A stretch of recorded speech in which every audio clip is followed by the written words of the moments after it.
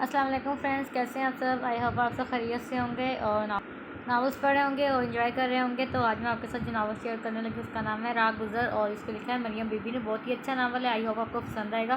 तो चलिए अब बढ़ते हैं नावल की तरफ। तो नावल की तरफ बढ़ने से पहले आप सबसे रिक्वेस्ट है कि प्लीज़ चैनल को ज़रूर सब्सक्राइब करें, बेल आइकन के बटन को प्रेस करें ताकि मैं जब भी नावल अपलोड करूँ उसकी नोटिफिकेशन आपको मिल जाए और नावल की वीडियो आप ईज़िली देख सकें। तो चलें, और वीडियो को लाइक करना ना भूलिएगा। तो चलें बढ़ते हैं नावल की तरफ। मरियम बीबी आज उससे वो खुशी मिलने जा रही। अच्छा, ये तो मरियम बीबी उसका नाम है राइटर का। आज उसे वो खुशी मिलने जा रही थी जिसका उसने इंतज़ार किया था। वो गाड़ी चलाते हुए मन ही मन में हंसता हुआ मारे खुशी से आंखें झपकता हुआ घर को पहुंचा। उसकी खुशी की कोई इंतहा न थी क्योंकि आज उसे उसकी मोहब्बत, उसका इश्क जो मिलने वाला था। उसने जो ही दरवाज़ा खोला, लाल जोड़ा चूड़ियाँ और जिसे कमरे में छोड़ के गया था, कमरे में सिसकियों की आवाज़ आ रही थी। देखो, अब ये पुराने ज़माने की फजूल रस्मात को छोड़ो, बंद करो ये टिपिकल दुल्हन की एक्टिंग और जल्दी से तैयार हो जाओ। मौलवी साहब आते ही होंगे, इतना रोना ज़रूरी नहीं है, आंखें ख़राब हो जाएंगी। फिर इन नशीली आंखों से मुझे कैसे देखोगी जान। वो मुस्कुराया जा रहा था। कम कम गेट अप अर्ली डार्लिंग, फिर तुम्हें तैयार भी होना है। मुझे मालूम है तमाम लड़कियां कितना टाइम लगाती हैं तैयार होने में। चलो शाबाश। उसने उसके कंधे पर हाथ रखकर कहा, उठो जान। उसने उसका हाथ झटक दिया पर बोली कुछ भी नहीं। देखो जैसे भी सही, अब तुम मुझे कबूल कर लो, अच्छा होगा। वो जैसे किसी बच्ची को समझा रहा था। साथ ही वो अपने साथ लाए फूलों से बस्तर को भी सजा रहा था। तुम्हें पसंद है ना फूल, उसने पूछा। वो ज़मीन पर बैठी घुटनों पर सर रखकर रोए जा रही थी, जैसे उसकी बात वो सुन ही नहीं रही या फिर सुनना ही नहीं चाह रही। तुम्हारी अकल अभी तक ठिकाने नहीं आई, वो अपने होंठ दबाते हुए बोला। इसी दम वजीहा के बाल पकड़कर उसे झंझोड़ते हुए बोला, उसकी करार निकली। दोनों ही एक दूसरे को गुस्से से घूर रहे थे। मार दो मुझे, जान से मार दो। अगले ही पल इस लड़की ने मुंह से बात निकाली। वजदान, जो कि दिल ही दिल में उस बात से मुतमईन हो चुका था कि वो इससे शादी को करने को तैयार है, इस बात से उसे इस परेशानी ज़रूर हुई लेकिन हैरानगी नहीं, क्योंकि वो एक मछली लड़की से इस बात की उम्मीद रखता था। अगर यही ड्रामा करना था तो तुमने मुझसे हाँ क्यों बोली। बोलो उसने उसे झंझोड़ा। बताओ मुझे, उसने सालिया नज़रों से उसकी तरफ देखते हुए कहा। तुम्हें क्या लगता है तुम मेरे सर पर बिस्तर रख के मुझसे निकाह कर लोगे और तुम जीत जाओगे? नहीं वजदान अहमद, इतनी जल्दी नहीं तुम जीत सकते। क्या समझते हो तुम, ये जो अब मुझे आधी रात को मेरे घर से उठाकर दूर किसी अकेली जगह पर लाकर सुबह शाम को तौर से डराकर मुझे निकाह करने के लिए राज़ी कर लोगे? हाँ, अपने आप को मर्द समझते हो, यही है तुम्हारी मर्दानगी और ये है तुम्हारी मोहब्बत। एक लड़की को उसके माँ बाप की नज़रों में गिरा दिया, उसे समाज में जलील करवा दिया। किसी लड़की पर दिल आ जाए तो उसका दिल जीतना जाता है, ना कि उसे अज़ियत देकर उस तरह तोड़ा जाता है। और ये कोई मोहब्बत नहीं है, बस हवस है। अगर इस हब को मोहब्बत कहते हैं तो लानत हो ऐसी मोहब्बत पर। वो एक ही सांस में बोलती जा रही थी और वह खामोश सुन रहा था, जैसे उसकी बात खत्म होने का इंतजार कर रहा हो। बात खत्म करके रोती हुई सोफे पर बैठ गई। वो ऐसा से उठकर उसके सामने आया और जहाँ जेब से पिस्तौल निकाली और नडर उसकी तरफ देख रही थी पर बोली कुछ नहीं। ठीक है, तुमसे मोहब्बत करने हासिल करने के लिए पिस्तौल बेच में लाना कहाँ की मर्दानगी है।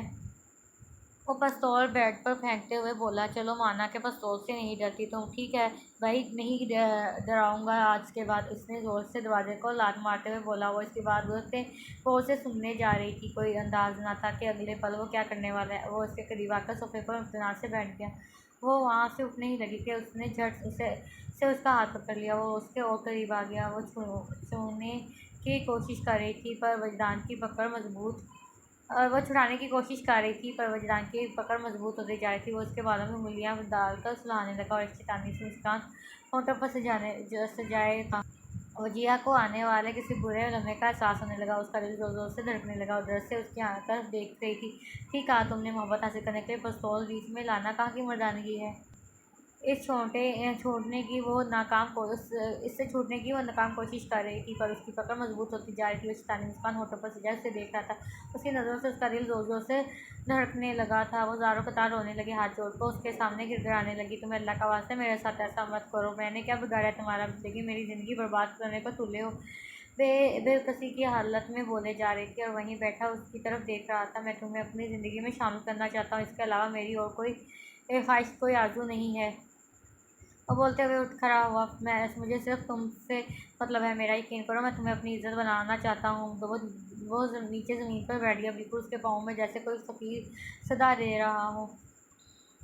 और उससे भीख ना मिलने पर उसकी हालत हो जैसे कोई बच्चा अपनी बात मनवाने की ज़िद कर रहा हो। मेरा यकीन करो, मैं तुम्हारे साथ हलाल और नकात जैसा पाकीज़ा रिश्ता रखना चाहता हूँ। वजदान ने वजिया की तरफ देखते हुए कहा, यह तो तुम्हारी नज़र में पाकीज़गी है। कभी पिस्तौल दिखाकर तो कभी इज्जत संभाल करने की दहशत से एक लड़की को कमरे में बंद करके उसके करीब आते हो। उसे उन्हें खौफनाक नज़रों से उसे देखा। मैंने तुम्हारी इज्जत पे कोई हाथ नहीं डाला और ना ही ऐसी घटिया हरकत मैं कर सकता हूँ। इतना भी बगैरत नहीं हूँ, यानी मानते हो कि तुम बगैरत हो। उसने उसके बाल काट कर कहा, नहायत ही घटिया और कमज़ोर किस्म का इंसान हूँ तुम, जो किसी कमज़ोर लड़की का फ़ायदा उठा रहे हो। बेइंतहा मोहब्बत करता हूँ मैं तुमसे, प्लीज़ मेरे जज्बात को समझो। मेरे पास तुम्हारे साथ ज़बरदस्ती करने के अलावा कोई रास्ता नहीं बचा था। मैं तुम्हारी मोहब्बत में बिल्कुल अंधा हो चुका हूँ, बहला चुका हूँ कि मैं खुद कौन हूँ। मेरा ख़ानदान, मेरी पहचान, मेरा घर, सब कुछ भुला दिया। मैं हर वो कोशिश कर रहा हूँ जिससे बस तुम हासिल हो जाओ। वो इस अपनी मोहब्बत का इज़हार किया जा रहा था, जैसे उसकी आग और ही भड़कती जा रही थी। लेकिन मुझे पसंद नहीं हो। जिया ने इनकार करते हुए बोल ही दिया, एक बार मेरा साथ अपना लो, मोहब्बत होने में देर नहीं लगती और मुझे पूरा यकीन है मुझसे मोहब्बत हो जाएगी। उसने असरार करते हुए कहा, खुशफहमी है तुम्हारी। उसने कहा, दोनों की तकरीर जारी थी। इसने पहले कि वो कुछ कहता कि अचानक अली वजदान का दोस्त का फ़ोन आया। उसने कॉल अटेंड करते हुए कहा, कहाँ हो तुम यार? मैं कब से घर के बाहर वेट कर रहा हूँ। काली साहब को और निकाह के लिए जाना है और भी निकाह के लिए जाना है। हाँ यार, मैं कॉल करने ही वाला था तुम्हें। वो बात करते हुए कमरे से बाहर निकल गया। वो एकदम से अपनी जैसे कोई बहुत बड़ी जंग लड़ाई से थकी हुई हो।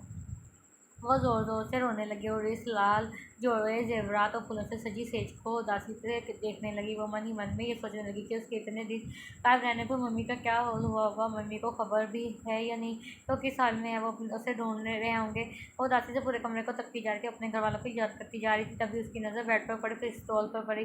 यार, मुझे लगता है मैं इसके साथ ज़्यादती कर रहा हूँ। मोहब्बत तो नहीं, वो साफ लफ्ज़ों में मुझे ज़ाहिर नफ़रत करती है। वो अली, जो इसका करीबी दोस्त था, उसके साथ नीचे बैठक में अपनी परेशानी बता रहा था। यार, कोई ज़्यादती नहीं कर रहा, लड़कियां तो होती ही ऐसी हैं। अगर तू थोड़ा सा भी इसे अपना पैसा दिखाएगा तो बाकी उन लड़कियों की तरह वो भी तेरे सामने पेश हो जाएगी। अली ने मकारी से उसके कान में से गोशी की, बात तो तेरी ठीक है, मगर मैं इसके साथ वक्त गुजारी नहीं करना चाहता। मुझे इससे मोहब्बत है। मैं चाहता हूँ कि इससे निकाह करके अपनी फैमिली बनाऊँ। वो मुझसे और मैं इससे बेशुमार प्यार कर दूँ।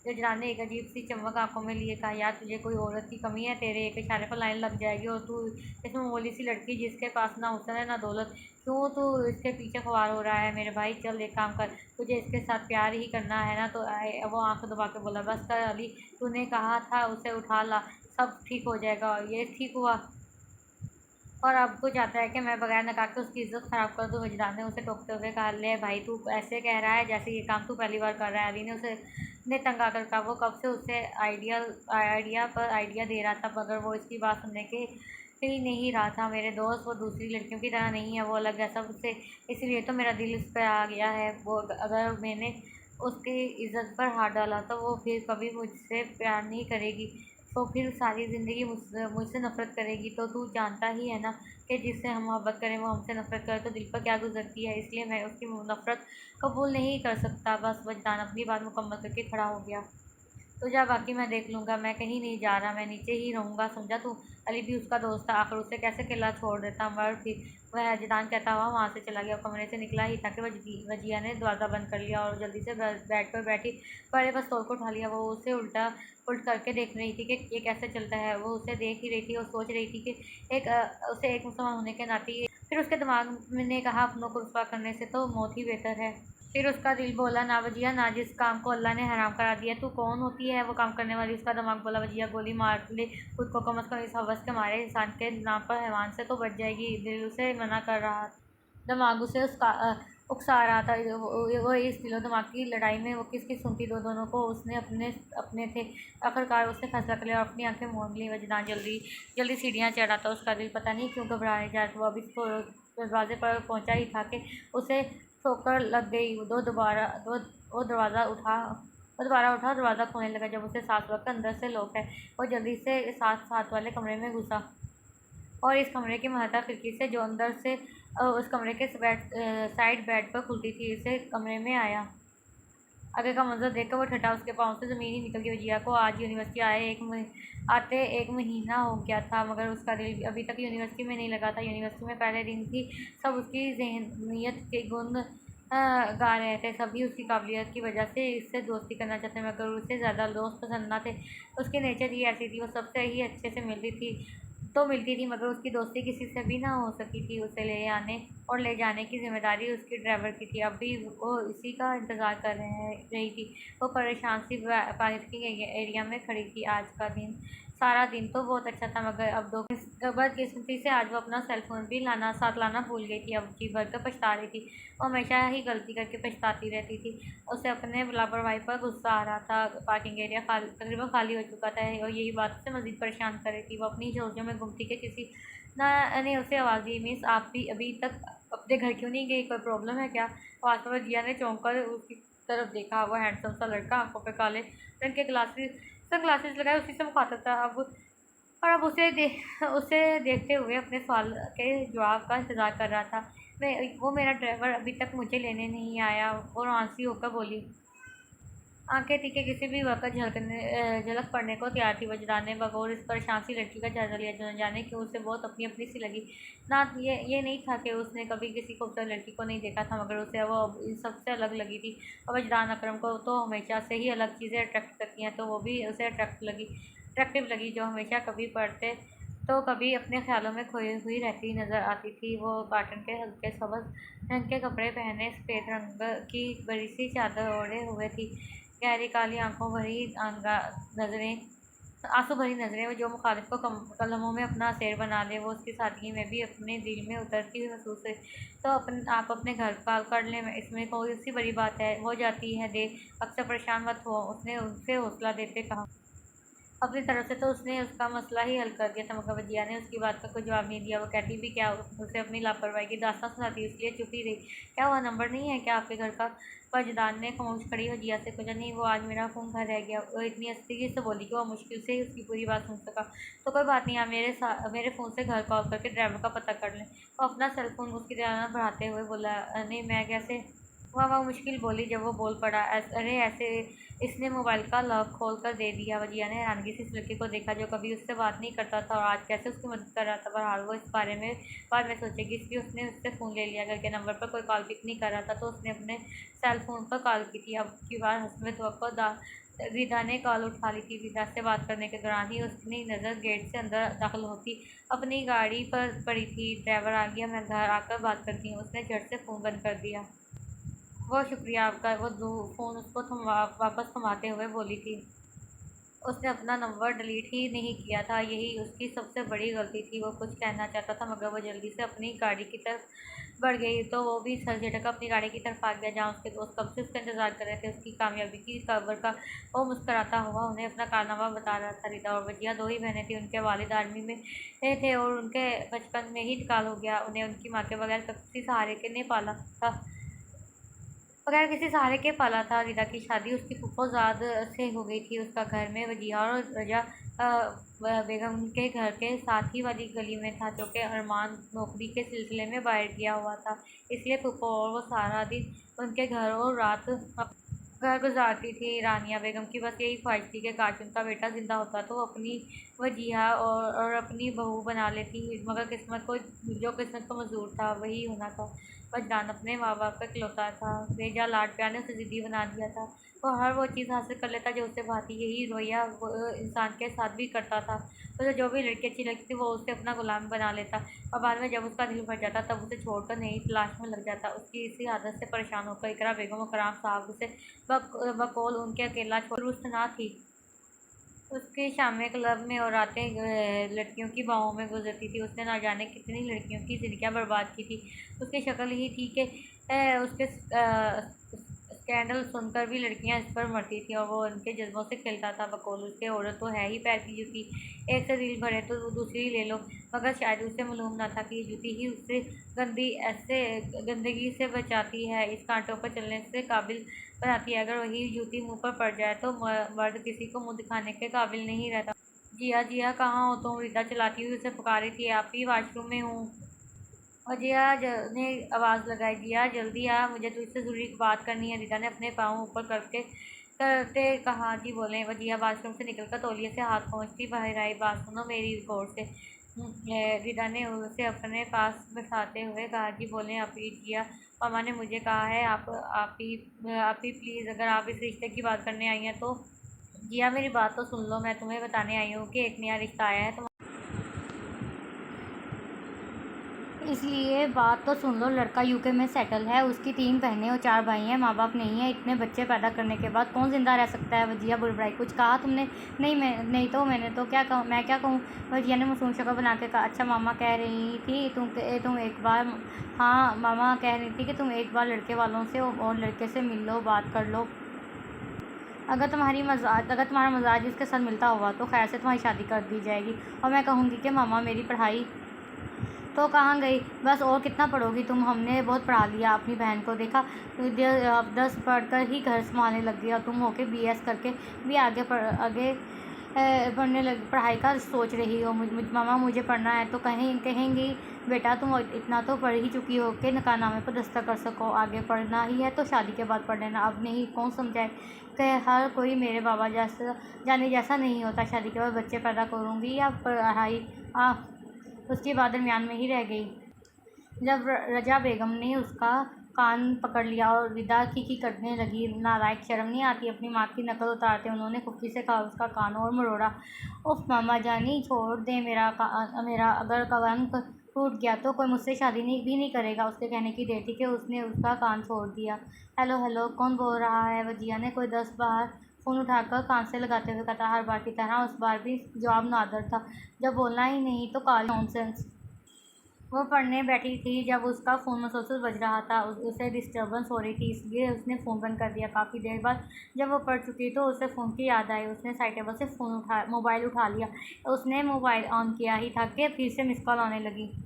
उसने बाजारियत से फ़ोन उठाया और टेक लगाई। अब की बार उसने हेलो भी नहीं कहा था। वो कॉल काटने लगी जब उसे दूसरी जानब से अनजान आवाज़ सुनाई दी, हेलो हेलो वजिया। अब उसकी हैरत की इंतहा न थी कि ये कॉल करने वाला उसका नाम कैसे पता था। वजिया, आप सुन रही हैं? अभी अगले बंदे ने दोबारा कहा कि वो मोबाइल ऑन करके सो तो नहीं गई। वो हैरान हो गई। वजिया, आपको मेरा नाम कैसे पता? आखिर वो पूछ ही बैठी। कम ऑन, आज के दौर में नंबर पता मालूम करना कौन सा मुश्किल काम है? वो बंदा उसकी बात पर शायद हंसा था। जी दुरुस्त फरमाया आपने, मगर मेरा नाम, नंबर और पता करना बहुत बड़ी बात है मिस्टर। अब जल्दी से बताओ तुम कौन हो? वजिया ने यह कहकर तो गोया बात ही ख़त्म कर दी। ओके वजिया, फिर कल मिलते हैं तुम्हारी यूनिवर्सिटी में, अपना ख्याल रखना। उसने कहकर कॉल काट दी, जबकि वजिया उसके अल्फाज पर गौर करती रहेगी। पता नहीं कौन, जैसे मेरी यूनिवर्सिटी का भी पता है। वो अपनी सोचों में गुमती जब रिजा बेगम ने उसे खाने पर आवाज़ दी, वो उठ खड़ी हुई। खाना खाते वक्त भी वो इसी के बारे में सोच रही थी। पता नहीं कौन है और ये बंदा, अगर इसने मेरा रास्ता रोका या मुझे तंग किया तो मैं क्या करूँगी? वो प्लेट में ऐसे ही चम्मच चला रही थी जब रिजा बेगम ने उससे आवाज़ दी, क्या हुआ जिया, तुम खाना नहीं खा रही? उन्होंने उसे हिलाकर पूछा। जी मामा जानी, कुछ नहीं, वो मैं सोच रही थी कि अगर बिरयानी ना बनाती तो मैं इतनी मोटी ना होती। उसने मजाक में ने कहा। जल पगली कहीं की, तुम कहाँ से मोटी हुई? वो उससे कहकर खाने की तरफ मुतवज्जो हो गई और वो भी चुपचाप खाना खाकर बर्तन धोने लगी। सोने तक उसके जहन से फ़ोन वाली बात बिल्कुल हट चुकी थी। सुबह वह यूनी के लिए तैयार हो रही थी जब रिदा उसके कमरे में आई। जिया, तुम जा रही हो? रीटा ने बेतुका सा सवाल पूछा। जी आप भी क्यों ना जाऊँ? उसने नागवारी से कहा। नहीं तुम जाओ, मैं रोकने वाली कौन होती हूँ तुम्हें? रीटा ने बेड से उसके कपड़े उठाते कहा। मैं तो बस इसलिए पूछ रही थी कि तुम आते वक्त मेरे लिए एक घड़ी लेती आना। उन्होंने अपने दुपट्टे के साथ बांधे पैसे निकाल कर कहा। अभी मैं भी कल ही तो आपके लिए वॉच लाई थी, आपने देखी नहीं? वजिया ने अलमारी में से डब्बा निकाल कर उसे दिया। वाह जिया, ये तो बहुत खूबसूरत है, तुम्हें कैसे पता चला कि मुझे घड़ी की ज़रूरत है? विदा ने उसे गले से लगाकर कहा। आफी, मैं आपकी बहन हूँ, मुझे अंदाज़ा हो गया था कि आपको वॉच चाहिए, इसलिए कल यूनी से लौटते वक्त ले आई थी। वजिया ने मुस्कुराकर कहा। जिया, मेरी दुआ है कि अल्लाह तुम्हारी जैसी बहन हर किसी को दे। रिदा ने प्यार से उसके चेहरे पर हाथ फेर कर कहा। आमीन।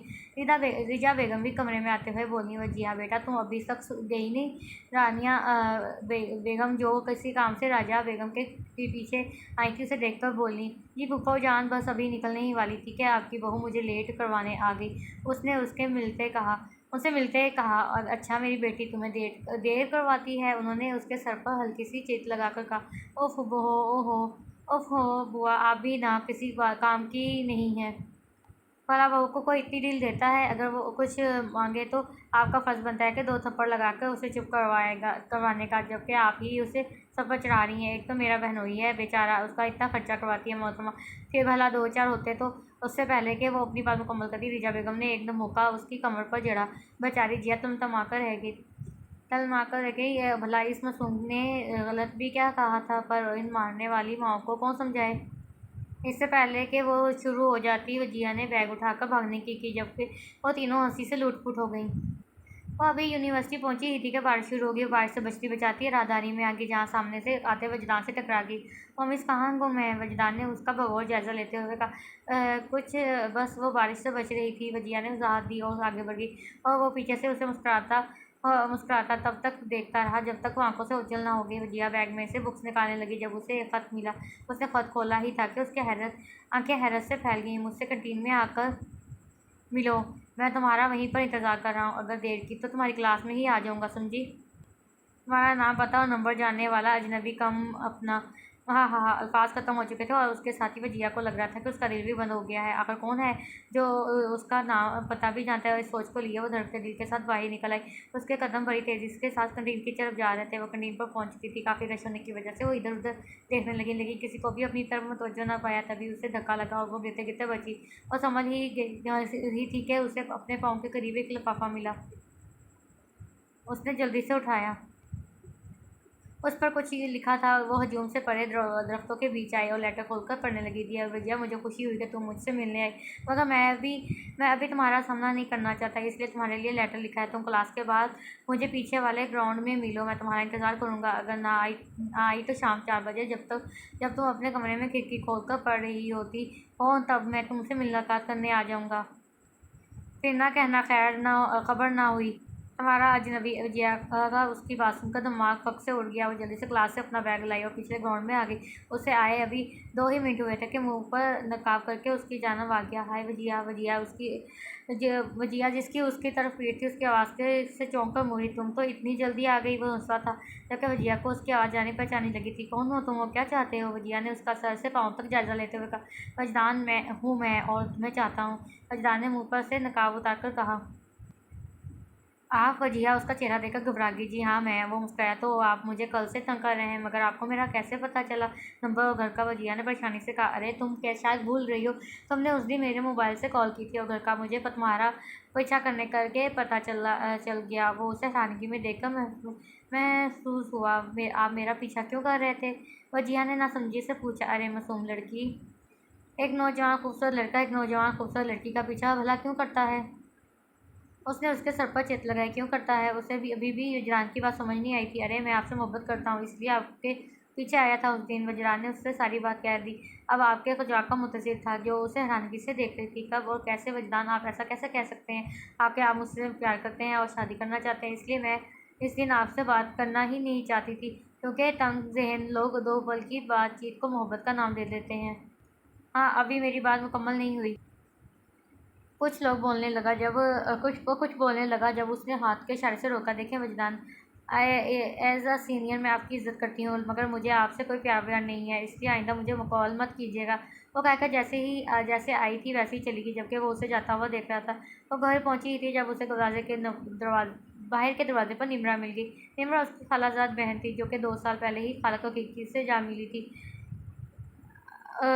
निम्रा के वालिद और उसकी भाभी ने ही उसे संभाला था। भाभी असलान काम के सिलसिले में दुबई गए हुए हैं। वालिदा की वफ़ात पर भी वो पहुंच ना सका। वजिया बहुत खुश होकर उसे देखकर और वह पाँव दबे हुए उसके पीछे खड़ी हो गई। उसके चेहरे पर मुस्कान वाजिया थी। बुआ, जब वजिया ने निम्रा के कान के पास कहा। निम्रा जो अपने ध्यान में खड़ी थी, उसकी आवाज़ से बड़ी तरह घबरा कर पलटी। उफ जिया, तुम हो, तुम्हें ज़रा अंदाज़ा नहीं कि मुझे अपनी बहरी बहन को डराते हुए। मुझे कितना सुकून मिलता है। वजिया ने उसकी बात काट कर उससे लपट कर कहा, तुम कभी नहीं सुधरोगी। निम्रा ने उसे परे करते कहा और वो दोनों घर में दाखिल हो गई। खाना खुशगवार माहौल में खाया गया। खाने के बाद निम्रा सो गई और वजिया अपना पढ़ने बैठ गई। काफ़ी देर पढ़ने के बाद जब वो लेटने लगी तब उसका मोबाइल रोशन हुआ। उसने मोबाइल उठाया ही था तो इस पर 15 से ज़ायद मिस कॉल्स आई थी। उसने बगैर पढ़े ही डिलीट कर दिया और सोने लग गई। वो रात को उठी तो निम्रा को जागते पाया, जो कि मुस्कुरा रही थी। वजिया, एक बात पूछूं? निम्रा ने उसे बगौर देखते कहा। पूछो, उसने सरसरी सा कहा। ये वजदान कौन है जिया? कौन वजदान? उसने नासमझी से कहा। और तुम्हें कैसे पता? जिया, जब तुम सो रही थी तब तुम्हारा फ़ोन मुसलसल बज रहा था। मैंने कॉल अटेंड की तो कोई वजदान था, इसलिए पूछ रही हूँ। बहुत परेशान सा था तुम्हारे फ़ोन ना उठाने पर। अब सच सच बताना, माजरा क्या? निमरान ने आईब्रो चाकर कहा। वो जिया ने गहरी सांस लेकर उसे सारी बात बता दी कि कैसे उसने उससे हेल्प ली और आज तक की सारी बात बताकर चुप हो गई। तुम्हें वो अच्छा नहीं लगता क्या जिया? निम्रा, अच्छा लगे या ना लगे मुझे इससे कोई फ़र्क नहीं पड़ता। बस मुझे अपना अभी पढ़ना है और मैं अभी इस बारे में सोच भी नहीं सकती। मुझे अपना करियर बनाना है, उसके बाद कहीं जाकर शादी का सोचूंगी। वजिया ने गोया बात ही ख़त्म कर दी। मगर खाला तो तुम्हारे लिए रिश्ता ढूंढ रही है, इसलिए तो उन्होंने मुझे बुलाया है। निम्रा ने उसके सर पर भ्रम फोड़ा। क्या मामा जानी क्या सोच रही हैं? वो उठकर कमरे से बाहर निकली। आज किसी भी हाल में शादी की बात से तो पीछा छुड़ाना था। वो भी उनके कमरे की तरफ बढ़ रही थी जब उनकी और रानिया बेगम की आवाज़ सुनाई दी और उसके कदम मन भर के हो गए। कहीं से उस बात का अंदाज़ा नहीं लगाया जा सकता था कि वजिया आज उनसे दो टूक बात करने आई थी, मगर इसमें हिम्मत ही ना हुई। उनके और रानिया बेगम की बात सुनकर, भाभी जिया अगर किसी को पसंद करती हो तो?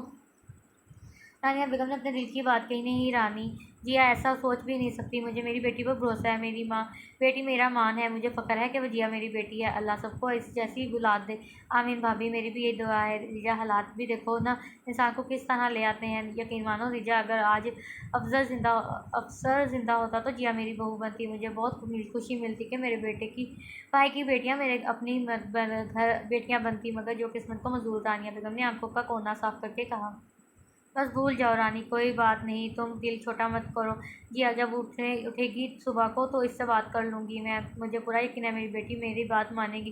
उन्होंने बड़े यकीन से कहा। दरवाजे के पास खड़ी वह जिया के कदम लरजने लगे। वो बगैर आवाज़ किए जैसे आई थी वैसे ही चली गई। कौन जानता था कि उसके दिल में आगे और कौन कौन सी मुश्किलात आनी थी ज़िंदगी में, और आगे और कौन कौन सी मुश्किलात आनी थी। कौन जाने के हालात क्या रंग लाने वाले थे। या कैसे पता कि को जो जो खुशी के दीप वो जलाने के लिए खुशी मना रही थी वो उसका नसीब बनते भी हैं या नहीं। मगर कौन जाने किस्मत और वक़्त के खेल को। सुबह जब वजिया की आँख खुली तो सूरज की रोशनी हर्षों फैली हुई थी। उसने जल्दी से घड़ी को देखा जो 7 बजा रही थी। मतलब यूँ जाने में सिर्फ 1 घंटा था। वो जल्दी से वॉशरूम में घुस गई और जल्दी से तैयार करने लगी और तैयार होकर निकलने लगी। जभी निम्रा ने उसका टकराव हुआ। अरे देख के जिया, सॉरी, वजिया ने कहा। कोई बात नहीं, लगता है देर हो रही है तुम्हें। निम्रा ने उसकी फ़ाइल जो उससे टकराने की वजह से गिर गई थी उसको थमा देते हुए कहा। थैंक्स। हाँ, देर हो रही है, पता नहीं कैसे आज आँख ही नहीं खुली। वजिया ने फ़ाइल पकड़ते हुए कहा। ओके बाय, बाय, बाद में मिलते हैं। वो कहकर बाहर निकल गई। जिया, खाना तो खाती जाओ, मामा जानी देर हो रही है मुझे। अरे आराम से। रिजा बेगम ने पराठे का रोल बनाकर उसे दिया जो बेध्यानी से खाती निकल गई। अब वो अभी यूनी के बाहर ही थी जब वजान ने उसे घेर लिया। ओह हेलो मैडम, इतनी जल्दी कहाँ जा रही हो? वो जो अपने ध्यान से आ रही थी उसे टकराते टकराते बची। मुझे लगता है कि आपको ऐनक लगवा लेनी चाहिए ताकि आपको पता चल सके कि सामने यूनिवर्सिटी है और एक वजिया ने 2 कदम पीछे होकर कहा। बहुत बोलती हैं आप वैसे। आपने अभी तक मुझे हाँ में जवाब नहीं दिया। मैंने कल ही आपको जवाब दे दिया था कि मैं आपसे मोहब्बत नहीं करती, इसलिए रास्ता छोड़े मेरा। रास्ता तो तब तक नहीं छोड़ूंगा जब तक आप हाँ नहीं में जवाब नहीं दे देती। वो कमाल मिठाई से बोला। ओ मिस्टर, भला मुझे किसी पागल कुत्ते ने काटा है या मैं आपको कहीं से पागल दिखती हूँ जो झूठ बोलूँ? वजिया ने अपने गुस्से पर जब्त करते हुए कहा। मतलब उसे नासमझी से पूछा। देखिए सिंपल सी बात है, आप मुझे पसंद नहीं हैं, मगर प्लीज़ मेरा तमाशा ना बनवाएं। यही मतलब है मेरा, उसने रास्ते से जाते हुए कहा। लेकिन मैं आपसे बहुत मोहब्बत करता हूँ। क्यों? उसने एकदम से रुककर उसकी तरफ घूरते हुए कहा। मैं नहीं जानता, लेकिन कसम से आपको देखकर ही आप पर प्यार आ गया है। शायद पहली नज़र वाला प्यार। शायद आपको फिल्मी अंदाज लग रहा होगा, लेकिन मेरा यकीन करो, मुझे आपसे शदीद मोहब्बत है। उजड़ा ने आखिरी दाना फेंका जबकि उसके कानों में रिजा बेगम की आवाज़ गूंजी। मेरी बेटी ऐसी नहीं है, वो मेरा मान रखेगी। वजिया ने कर्व से आंखें मींच लीं। किसी मुसीबत में हैं आप भी? जान छोड़ो मेरी। कैसी मुसीबत है, आप भी जान छोड़ो मेरी। मैं बस आपसे प्यार नहीं करती, मतलब नहीं करती, मुझे मेरी बात मनवानी पड़ेगी, समझी तुम? तुम्हें मेरी बात माननी पड़ेगी, समझी तुम? वजदान ने गुस्से के आलम में उसके बाजू डुबोचते काबजिया ने उसे एक नज़र देखा और जोरदार धक्का मारा और गुस्से मुझसे बोली, देखो तुम जिस टाइप के लड़के हो वो तो अंदाज़ा ही हो ही रहा है मुझे, लेकिन मैं आपके टाइप की नहीं हूँ। जाके किसी और को फंसाओ, मेरा टाइम ज़ाया ना करो। उसे फंसाओ जिसने तुम्हारे बारे में पता ना हो। अब ये मत कहना कि अब इस बारे में नहीं जानती। मुझे मालूम है कि आप जैसे लड़कों की उठक बैठक कैसी है होती है। वजिया में ने अंधेरे में तीर चलाया जो कि सही निशाने पर लगा। वजदान का चेहरा धुआं धुआं हो गया। एक नागा इस पर डालकर उसने यूनिवर्सिटी में दाखिल होते हुए कहा और अंदर चली गई, जबकि वो पीछे ये सोचता रह गया कि आखिर उसे किसने बता दिया मेरे स्कैंडल के बारे में। इसी सोच के रहते उसने अली को कॉल मिलाई और इस पर होटल बुलाया। उस अगले 20 मिनट बाद वो इसके एक दूसरे के सामने थे। वजदान ने उसे सब बता दिया। इसके जवाब में अली बस इतना बोला कि यार वजदान, तेरी किसी गर्लफ्रेंड ने बता दिया होगा, उसे तू फिक्र ना कर, भाव देगी। वो 2-4 दिन फिर खुद ही दूसरी लड़कियों की तरह तेरे पीछे पीछे घूमेगी। बस तूने उससे कह देना था कि ये बकवास है, तो तू वो शरीफ है, मान जाती। वो नहीं मानी यार। वजदान ने अफसुर्दा होते कहा, वजदान यार, बस ऐसी लड़की खुद को पाकबाज प्रूव करती है बस, मगर मुझे समझ नहीं आती कि किसने बताया होगा उससे तेरे बारे में। अली ने उससे पूछा, पता नहीं यार, कौन होगी वो, जबकि जिस लड़की के साथ भी मेरा रिलेशन हो उसे मैं इस काबिल छोड़ता ही नहीं कि वो मेरे बारे में किसी से कुछ कह सके। तो तू जानता है मुझे कि तेरा दोस्त अच्छे काम नहीं करता, वो मकारी से हंसा कर तो उसके साथ भी लेता, पर क्या करूँ, दिल आ गया साली पर। अच्छा फिर तू ऐसा कर के उसके घर पहुंच जा और उसके माँ बाप के सामने उसका हाथ मांग ले। अली ने मशवरा दिया, नहीं यार, अभी मॉम डैड लंदन में ही हैं, 6 माह बाद आएंगे, तब तक रुक जाता हूँ। वो कौन सा भागी जा रही है? वजरा ने अपना मसला ही हल कर लिया। जिया यूनिवर्सिटी से वापस लौट रही थी जब उसे एक गली की नुक्कड़ पर वजदान मिल गया। जो जिया, मेरी बात क्यों नहीं सुन रही? वजदान ने उसका रास्ता रोका जो कि अब एक नगाह उस पर डालकर आगे बढ़ रही थी। रास्ता छोड़ो मेरा, वजिया चिल्लाई। वजदान उससे इससे फिर अपनी मोहब्बत का इज़हार करने लगा। मैं बहुत मोहब्बत करता हूँ तुमसे, तुम मुझे इस तरह इनकार नहीं कर सकती। वो उसे दबोचता हुआ बोला, मैं इनकार कर सकती हूँ मिस्टर वजदान अकरम। वो सोनाली को ले जानते ही होंगे ना? वो सोनाली को तो जानते ही होंगे ना? अरे वही सोनाली जिससे पिछले महीने तुमने इस तरह प्यार के दावे किए थे और फिर आज वो कहाँ है? वजदान, बोलो कहाँ है वो? वजिया ने उसे दूर धकेलते हुए कहा, मैं तुमसे सच्ची मोहब्बत करता हूँ, मेरा यकीन करो, दफ़ा हो जाओ। वो इसे परा करते हुए चलाई थी, वो वहाँ से चली आई। कुछ दिन ऐसे ही चलता रहा। वो यूनी से वापस आते जाते उससे मिलता था, मगर वजदिया ने उस पर एतबार ना करने की बहुत कोशिश की। मगर किसी भी तो वो लड़की थी ना जो अपनी तारीफ़ों के लिए पागल हो जाती है। वो था भी अच्छा खासा, इस पर यूनी की लड़कियां फ़िदा थी, लेकिन जैसे वो सोकॉर्ड चाहता था वो उससे भागती थी। वजिया यूनी से लौट रही थी जब वो उसे उसके घर के दरवाजे के पास खड़ा उसे ही देखता मिला था। वजदान ने उसे देखकर एक स्माइल पास की। पता नहीं कब का दिया उसका काम आ गया और अरमान जो कि उसके ही घर पर आ रहा था उससे मिला। अरे गुड़िया, आ गई यूनिवर्सिटी से, कैसी चल रही है तुम्हारी पढ़ाई? वो मुस्कुराते हुए इससे मिल कर पूछ रहा था। अच्छी जा रही है भाई, आप कब आए वैसे? वजीहा ने चखते हुए पूछा। वो दूर थे इसलिए ये उसे उसकी बातें सुनाई नहीं दे रही थी, मगर उसके चेहरे पर खुशी देखकर वो समझ रहा था कि वो उनका कोई अपना है। उसने वहाँ से जाने में ही आफियत जानी। नम्रा कमरे में दाखिल हुई तो वह जिया को सोचे में गुम पाकर पूछा, जिया आज फिर वो मिला था? हाँ, वो यहाँ तक पहुँच गया है, उसने परेशानी जाहिर की।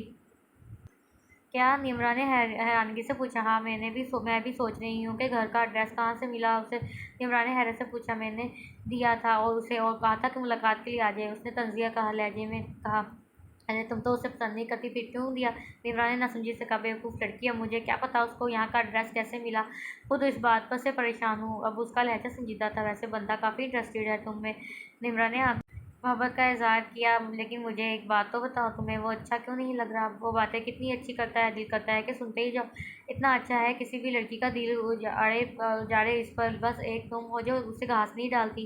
निमरा ने हसरत भरे लहजे में कहा, लेकिन मैं इस तरह किसी भी राह गुजर पर एतबार नहीं कर सकती। वजिया ने यकदम उसकी बात का जवाब देते हुए कहा, तो तुम एक काम क्यों नहीं करती, इससे एक बार मिल लो कहीं, इस बारे में जो जानना है उससे पूछ लो। निमरा से सवालिया अंदाज में कहते हुए देख रही थी। मेरे पास टाइम नहीं है, फजूल में वो बोलते हुए किचन की जानब चली गई, लेकिन कुछ याद आने पर मुड़ी।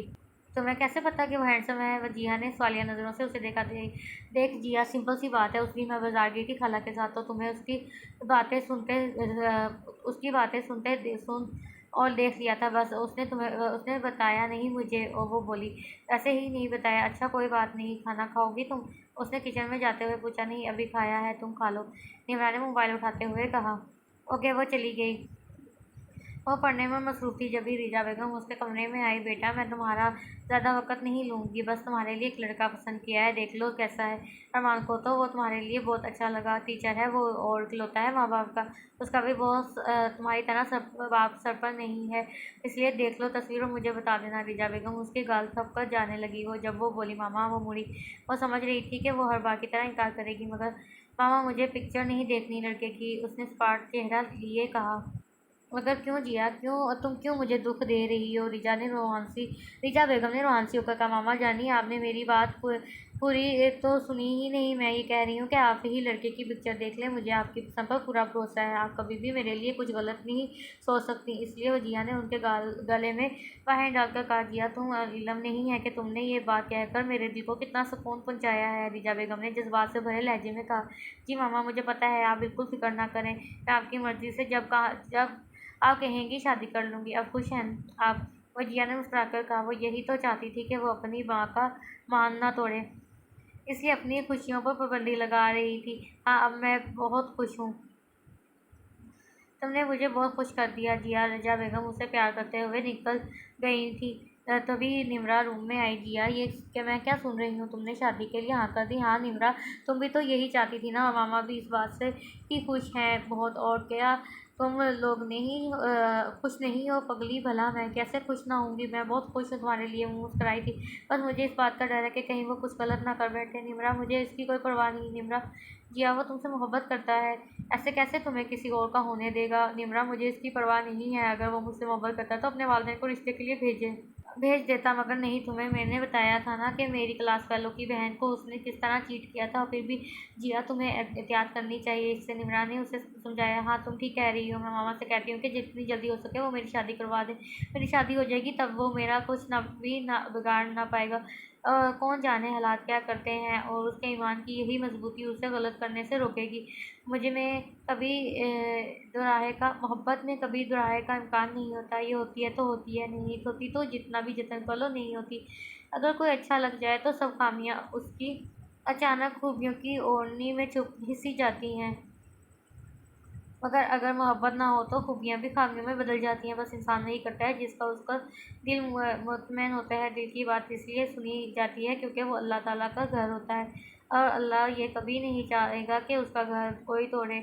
इसलिए वो ऐसा शख्स का इंतकाम बिल्कुल भी नहीं पसंद करता जिसकी मोहब्बत में ज़रा बराबर भी खोट हो। बस इंसान के समझने की देर है कि जब दामन में लाखों छेद हो जाते हैं, कबूतर के पंरों के साथ लिपटे सब यहाँ जब भेद हो जाए, तब रसवाइयों के सिवा और कुछ नहीं होता। बेशक वो अल्लाह अहले ईमान वालों को रुसवा नहीं होने देता, चाहे वो इस बात से अपने खालिक से भी दूर हो जाएं।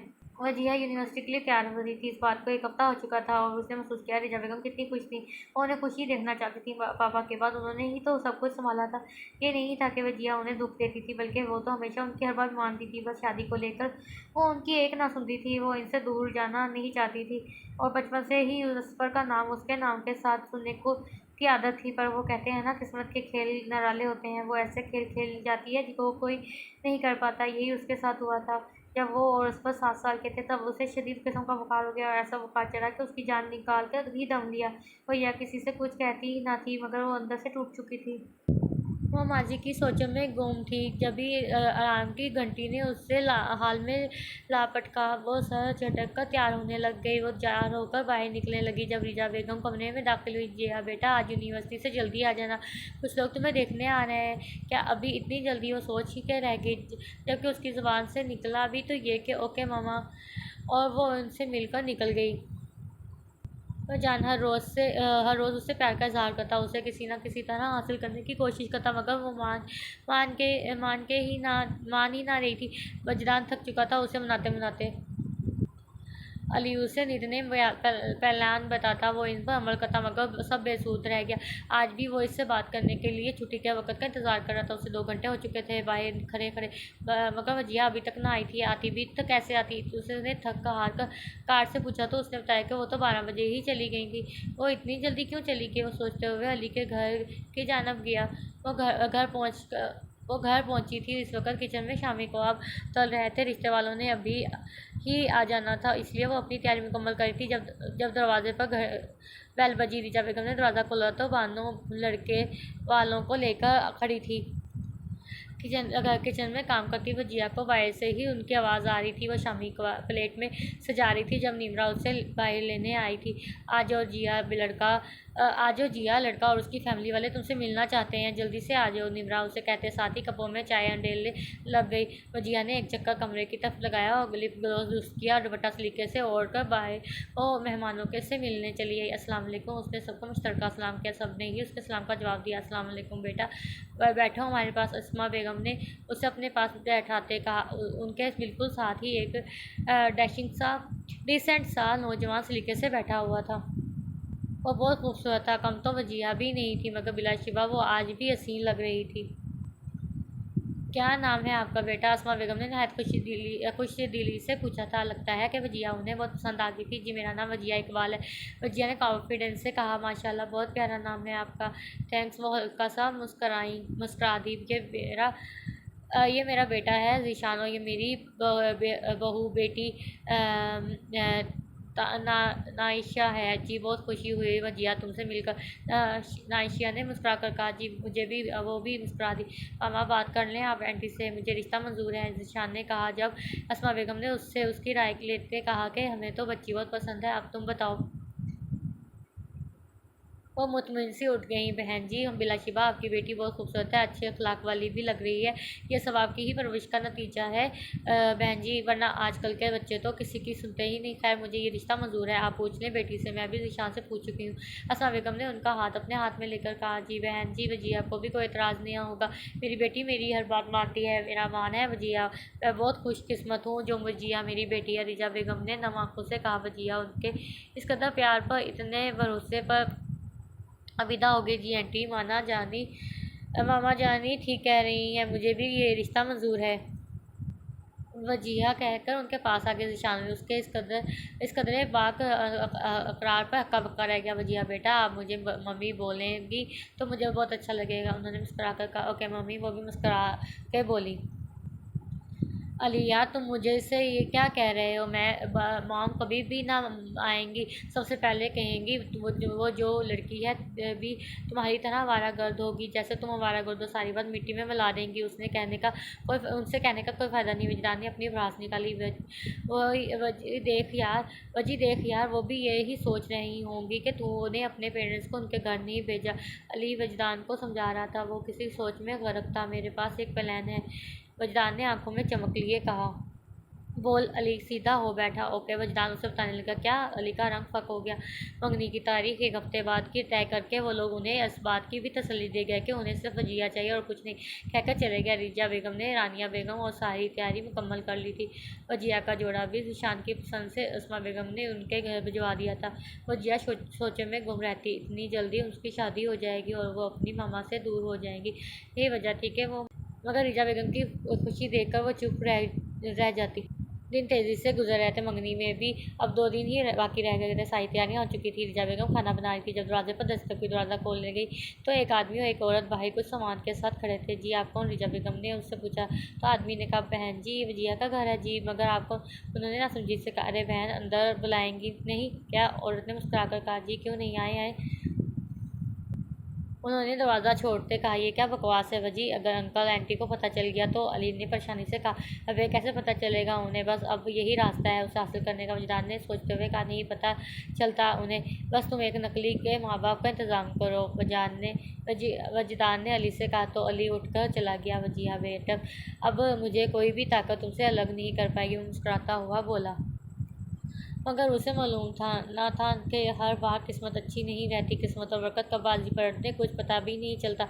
जी अब आप बताएं कौन है आप लोग और वजिया को कैसे जानते हैं? रिजा बेगम ने उन्हें बिठाकर चाय रखते कहा। जी मेरा नाम इकरा है और ये मेरे शोहर कराम है। औरत ने उसका नाम और औरत ने अपना तारुफ कराया। जी हम वजिया को इस तरह जानते हैं कि हमारे बेटे के साथ यूनिवर्सिटी में पढ़ती है, हमारे बेटे को बहुत पसंद है, इसलिए हम आपकी बेटी का रिश्ता अपने बेटे के साथ करना चाहते हैं। औरत ने मुकम्मल इत्मीनान से अपनी बात मुकम्मल की, जबकि रिजा बेगम तस्वीर रह गई। जी मैंने इंतज़ाम कर लिया है किराए पर एक औरत और एक मर्द का, उन्हें सब कुछ समझा दिया। मैं नहीं जानता कि वजिया के घर किधर है, इसलिए तुम उनके साथ चले जाओ। अली ने दो लोगों की तरफ इशारा करके कहा। अली ये मेरा काम अली ये लोग मेरा काम कर सकेंगे? वजदा ने अपनी फ़िक्र जाहिर की। साहब हम तो पैदा ही एक्टिंग करने के लिए हुए। इस मेरे मर्द ने चेहरे पर हंसी लाते कहा। उफ कितनी बो आ रही है तुम लोगों में से, बहुत अच्छी तरह नहा लो, फिर मॉम और डैड के कपड़े पहन कर चले जाना। और हाँ ये बात याद रखना कि वजिया का रिश्ता मेरे लिए लेकर ही लौटना, समझे तुम? उसने उन्हें उंगली दिखाकर कहा। जी साहब इन दोनों ने एक साथ सर हिलाकर कहा। वो लोग तैयार हो रहे थे जब वजदान का कोई काम आ निकला और अली को उसके घर का पता बताकर निकल गया। और अली उनको दोनों किराए के वजदान के माँ बाप को मिठाइयाँ और फल वगैरह देकर उनके घर के बाहर छोड़ गया। अब वो लोग रिजा बेगम के सामने रटा रटा या सबक बोल रहे थे। बहन जी आप चुप क्यों हैं? इस औरत ने पूछा। देखे बहन आपने आने में देर कर दिया, अब कोई फ़ायदा नहीं रहा आपके आने का। मतलब इकरा बेगम ने ना समझी। सका मतलब ये कि वजिया का रिश्ता तय हो चुका है, 2 दिन बाद इसकी मंगनी है। रिजा बेगम ने उन्हें बताया। क्या आप ऐसा कैसे कर सकती हैं? वो औरत खड़े होकर बोली। क्या मतलब मैंने क्या किया है? रिजा बेगम ने भी खड़े होते हुए कहा। आप हमारे अलावा किसी को अपनी बेटी नहीं दे सकती। ये क्या बात हुई इकरा बहन? मेरी बेटी है, मेरी मर्जी, मैं उसकी शादी कहीं पर भी करूं। आप ऐसे ही फजूल में ठोस जमा नहीं है। रिजा बेगम ने उनकी बात सख्त नागवार गुजरी, इसलिए वो भी बोल दी। देखिए बहन मंगनी तो है, टूट भी तो सकती है ना। आप उसकी वहाँ से तोड़कर मेरे बेटे के साथ कर दें। इकरा ने उनसे कहा। अरे वाह मैं क्यों ऐसा करूँगी? ना जान है ना पहचान चाची जी, इस्लाम मैं आप लोगों को जानती तक नहीं हूँ। देखा भला रिश्ता आपके बेटे के लिए तोड़ दूँ? वाह क्या खुदगर्ज औरत हैं आप। रिजा बेगम उनकी इस बात पर मज़ीद गुस्से में आ गई। देखें रिजा बेगम ने उन्हें टोकते कहा। आप शराफत से यहाँ से चली जाएँ तो बेहतर है, वरना उन्होंने जानकर ही बात अधूरी छोड़ दी। और वो लोग एक खैर आलूद नज़र इस पर डालकर बाहर निकल गया। और रिजा ने ठक से दरवाज़ा बंद किया और वादा कि वो दोबारा ना आ जाए। उन्होंने उन्हें सब बताया था जो अली ने कहा था, मगर वो राज़ी ना हुए। वो लोग अब सारी बात अली को बता रहे थे। अली का कार स्टार्ट करते वक्त उन्हें मना कर दिया था कि वह वजदान को फ़ोन ना करें। वो मान गए थे और घर पहुँचे तो वजदान किसी काम के सिलसिले में शहर से बाहर गया था। इसी की वापसी रात में ही होनी थी। अली उसका इंतज़ार करता करता सो गया। जब सुबह 7 बजे ही वो नमूदार हो गया था, वो सीधा उन लोगों के पास पहुंचा तो वो लोग मज़े से सोए हुए थे। वजदान ने उन्हें उठाया, बेताबी से पूछने लगा। क्या हुआ? वजिया के घर वाले मान गए ना? वो खुशी से उनसे पूछ रहा था। वो उसे क्या बताते भला, लेकिन बताना भी ज़रूरी था। क्या हुआ? बोल क्यों नहीं रहे? उसने आदमी को झंझोड़ कर पूछा। इनकार कर दिया उसकी माँ ने और उन लोगों ने सारी बात बता दी। वो सताम कर नीचे बैठा चला गया। क्या वजिया की मंगनी है? नहीं ऐसा नहीं हो सकता। वो पागलों की तरह चला रहा था। वो मेरे साथ ऐसा नहीं कर सकती। नहीं, वो चीखने लगा जब आदमी ने उसके कंधे पर हाथ रखा। साहब हौसला रखें। उसने अपना हाथ झटक दिया और वाले से पैसे निकालकर उसके सामने गिराकर वहाँ से चला गया। उसकी समझ में नहीं आ रहा था वो करे तो क्या करे। रिजा बेगम कल के फंक्शन की सारी तैयारियां करके लेटने लगी थी जब रिदा आ गई। मामा आप सो तो नहीं रही थी? रिदा ने उसके पास बैठकर कहा। नहीं रिदा तुम बताओ किस लिए आई हो? मामा आप भी जानती हैं कि मुझे लगी पटी बातें नहीं करनी आती, इसलिए आपसे ये कहने आई थी कि वो लोग जो आए थे वो कहीं जिया के कहने पर तो बस रिदा तुम ऐसा सोच भी कैसे सकती हो? रिजा बेगम उसकी बात काटते बोली। मामा आप तो नाराज़ हो रही हैं। मेरा कहने का वो मतलब नहीं था। जिया जो जवान है, हो सकता है कि उससे पहले कि वो कुछ और बोलती। रिजा बेगम बोल पड़ी। मेरी जिया ऐसी नहीं है रिदा, मैं इसमें मेरा खून है। वो इतनी कॉन्फिडेंट तो है ही कि अगर उसे कोई पसंद होता तो वो मुझे कह देती, मगर मुझे मैं अपनी बच्ची पर एतबार है, वो ऐसा सोच भी नहीं सकती। मेरा खून है उसकी रगों में। रिजा बेगम उससे कह रही थी आइंदा इसके बारे में ऐसी कोई बात ना सुनो। जी मामा मैं बस ऐसे ही कह रही थी, आप परेशान ना हो। रिदा ने उनके हाथ पर अपना हाथ रखकर कहा। वो लोग दूसरी बातों में मगन होगी। इस बात से अनजान के वजिया उनकी सारी बातें सुन चुकी है। वो आई तो रिजा बेगम से सर में मालिश करवानी थी, मगर उन्हें बातें करता देख जाने लगी। जब उसने उनकी बात सुन ली, वो फिर वहाँ से आकर सारी बातें सुनती ही गई, और वो अपने कमरे में आकर भी यही सोच रही थी कि अब वो इस रिश्ते हों दिल से अपना लेगी। उसकी माँ को इस पर मान है और वो इस मान को टूटने नहीं देगी। वजदान को लगा था कि उसके पास जिंदा रहने की कोई वजह नहीं बची है। उसे रह रहकर वजिया पर गुस्सा आ रहा था। क्यों वो उसकी आंखों में अपने लिए जलते मोहब्बत के दीप नहीं देख सकती थी? क्यों? क्या उसने ऐसा, वो कैसे उसके साथ ऐसा कर सकती है? कैसे रहेगा वो इसके बगैर? उसने एक बार भी के बारे में नहीं सोचा जिसके बगैर ज़िंदगी का कोई तसव्वुर ही नहीं था। कैसे कटेगी ये पहाड़ जैसी ज़िंदगी उसके बिना? क्यों हुई उसको ये मोहब्बत? आखिर क्यों? उसके पास ऐसा बहुत से क्यों थे? इस क्यों का इसके पास कोई जवाब नहीं था। मोहब्बत भी कितनी ज़ालिम चीज़ है। अच्छे भले बंदे को क्या से क्या कर बना कर रख देती है, कितना बेबस करके रख देती है। ये मोहब्बत के महबूब के कदमों में गिरने में भी कोई आर महसूस नहीं होती। समझ में कुछ नहीं आता।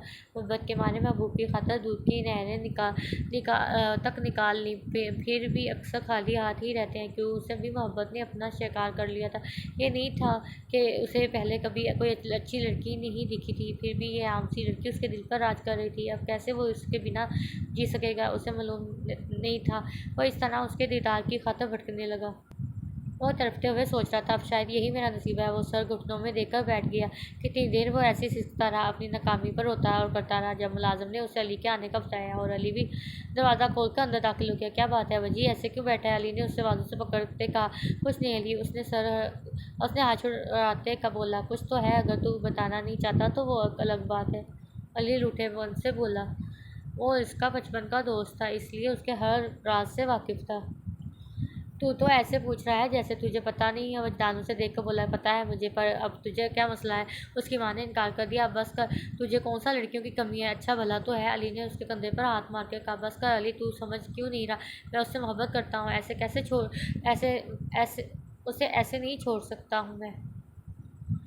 उसके बगैर तो जीने का सवाल ही पैदा नहीं होता। मुझे वो हर हाल में उस कमरे में और अपनी ज़िंदगी में चाहिए ही चाहिए। वजदान ने ज़िद्दी बच्चों की तरह कहा।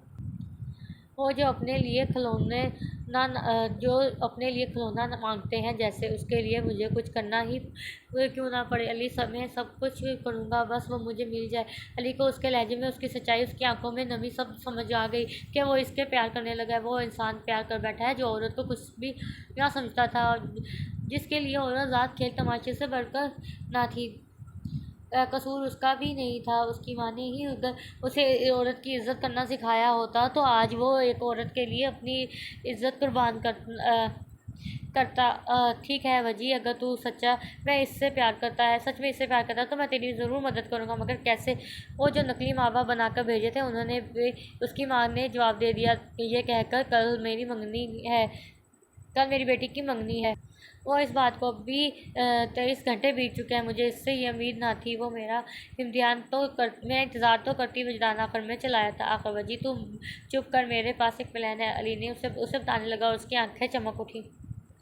जिया उफ, ये लड़की भी ना। जिया तुम अभी तक तैयार नहीं हो? निमरा ने कमरे में आते ही कहा। जिया बेड पर बैठी किताबों में सर्दी है कुछ देख रही थी, उसलिए उस तरह बोलने और किताबें इकट्ठी करने पर बेहद डिस्टर्ब हो गई। क्या मुसीबत है निमरा? तुम भी ना, वजिया ने उससे कॉपी लेते कहा। जिया पागल हो तुम क्या? आज तुम्हारी मंगनी हो, तुम किताबों में सर दिए बैठी हो? पढ़ाकू कीड़ी। निमरा बस थोड़ा सा सवाल रहता है, वो करके तैयार होती हूँ मैं। वजिया उसे कहते ही लिखना शुरू हो गई। निमरा सर पर हाथ मार के चली गई, ये कह कर के उसका कुछ नहीं हो सकता। मेहमान के आने का सिलसिला शुरू हो चुका था। ज़्यादा लोग नहीं थे, बस थोड़ी करीबी 2-4 रिश्तेदार बुलाए गए थे। मंगनी की रस्म शुरू कर दी गई थी। शानो वजिया ने रिंग चेंज कर ली थी। पूरा घर तालियों से गूंज उठा था। सब वो उनकी दायमी खुशियों की दुआएं कर रहे थे, मगर कोई ये ना जानता था कि कब क्या हो जाए। उसकी दुआ कबूल होती भी है या नहीं, मगर कौन जाने किस्मत के फैसले होता वही है जो उसका रब का फैसला होता है। यार तुम ठीक कह रहा है, तमल से बहुत बात कर ली इससे, मगर मान ही नहीं रही, तो ऐसे ही से तुम इंतज़ाम कर। इसके घर वालों की काफ़ी बदनामी हो जाएगी फिर। जब तुम उसे उठा लाओगे कोई नहीं कोई नहीं, खैर है, जब नकाह हो जाएगा तब वो मेरी पाबंद हो जाएगी, तब उसके घर वाले भी मान ही जाएंगे। वजी अंकल आंटी से क्या कहोगे इस बारे में? अली ने दिमाग में भी पहली बार ये बात आई तो वो पूछ बैठा, कुछ नहीं, उन्हें कौन सा मेरी परवाह है, बस माफ़ कर देती हैं फ़ोन एक मरतबा और बस उनका फ़र्ज़ ख़त्म। जब इन लोगों को मेरी परवाह नहीं तो मैं क्यों करूँ? अब तुम तैयारियाँ कर लो। हाँ भाभी, अपनी भाभी को घर लाने की रेडी रेडी वजदान वजिया वेंट्स वजदान। क्या खूब मैच है। वजदान कहका लगाता हुआ उठ गया। मंगनी की रस्म के बाद घर वाले आपस में बैठे थे, जहाँ ज़ीशान और वजिया भी साथ बैठे थे। घर वाले बहुत अच्छे थे और वजिया सबके साथ घुल मिल गई थी। कुछ देर बाद सब लोग निकलने लगे थे, तब ज़ीशान का चेहरा उतरा हुआ था। उसने वजिया की तरफ देखा तो वो चुपचाप सी और परेशान हाल इधर उधर देखने जा रही थी। क्या बात है बेटा, क्यों परेशान खड़ी हो? अस्मा बेगम ने उसके कंधे पर हाथ रखते हुए पूछा। जी मम्मी जी, वो बस ऐसे ही, वजिया ने मुस्कुराकर कहा। और भला उनसे क्या कहती हूँ, इसलिए चुप ही रही। अच्छा चलो शाबाश बेटा, अब आराम कर लो, काफ़ी थकी हुई लग रही हो। उन्होंने प्यार से उसकी थोड़ी थपथपाते कहा। जी मामी, वो भी मुस्कुरा दी। इंतज़ाम कर लिया तुमने? वजदान ने फ़ोन पर अली से बात करते कहा। हाँ हो गया, अली ने जवाब दिया और फ़ोन बंद कर दिया। रात के 2 बज गए और उसे मेहमानों से फारिग होते हुए कुछ मेहमान कुछ खास थे, फिर भी बातों में वक़्त का पता न चला। वो अभी भी अपने कमरे में दाखिल हुई, पेंसिल हील के साथ चल चल कर उसकी एड़ियाँ दुख रही थी। सबसे पहले उसने सर, गले और बाजू को दुपट्टे की बोझ से ज़ाद किया। ये नहीं था कि वो दुपट्टा नहीं लेती थी, मगर वो अपने रूम में आकर सबसे पहले दुपट्टा ही अलग करती थी। आज भी उसने वही किया। उसके हर अंदाज में शदीद थकन नुमाया थी। बेड पर बैठे वो अपने पाँव को हील के बोझ से ज़ाद कर रही थी जब बाहर खटका हुआ। उसे लगा कि कमरे की बालकोनी पर कोई है। जूते का स्टेप खोलते हुए उसने चौंक कर ग्लास विंडो को देखा, जो कि बालकोनी में खुलती थी। वो इस तरफ गई और अगले ही लम्हे वो बालकोनी में मौजूद थी। अच्छी तरह ऊपर नीचे देखने के बाद जब उसकी तसल्ली होगी तब वो वापस कमरे में आ गई और अच्छी तरह दरवाज़ा बंद कर लिया। वो फिर से बेड पर बैठकर अपने जूते का स्टेप खोलने लगी। उसके पाँव जूता लगने से थोड़े थोड़े छिल गए थे। ये इसके साथ पहली बार नहीं हुआ था। हर बार हील उसके पाँव ज़ख्मी करती थी, मगर वो वजिया ही क्या जो अपनी पसंदीदा चीज़ छोड़ दे। वो ऐसे ही बैठी उनका जायज़ा ले रही थी और साथ साथ क्रीम भी लगा रही थी। उसे जलन का एहसास हो रहा था। वो क्रीम की डब्बी साइड टेबल पर रखकर मुड़ रही थी कि लाइट चली गई। अरे ये क्या हुआ लाइट को? पहले तो कभी ऐसा नहीं हुआ। वो एकदम परेशान होते हुए खुद से बोली। उसे अंधेरे से डर लगता था। अभी वो बेड से खड़ी होकर 2 कदम ही चली थी कि उसका पाँव उसकी अपनी ही जूती में उलझा और वो एकदम लड़खड़ा गई थी। मगर इससे पहले कि वो गिरती, 2 मजबूत हाथों से थाम चुके थे। जैसे ही किसी के हाथ से ने उसे गिरने से बचाने के लिए कहा था, उसके खौफ से चीखना चाहा था, मगर मुकाबिल ने उसके मुँह को अपने भारी हाथ तले दबाकर उसकी कोशिश को नाकाम बना दिया था और उसके नाक पर रुमाल रख दिया था। कुछ ही लम्हे बाद उसकी आंखें बंद होने लगी थी। सामने खड़े शख्स का नाम खाम हो चुका था और वो फताना अंदाज में उससे उठाकर जैसे आया वैसे ही चला गया। सुबह के 10 बज रहे थे जब वजिया की आँख खुली। उसने इर्द गिर्द देखा तो वो जहाज़ी साइज बेड पर लेटी थी। खिड़कियों पर मोटे पर्दे पड़ने से दिल में भी रात का गुमान हो रहा था।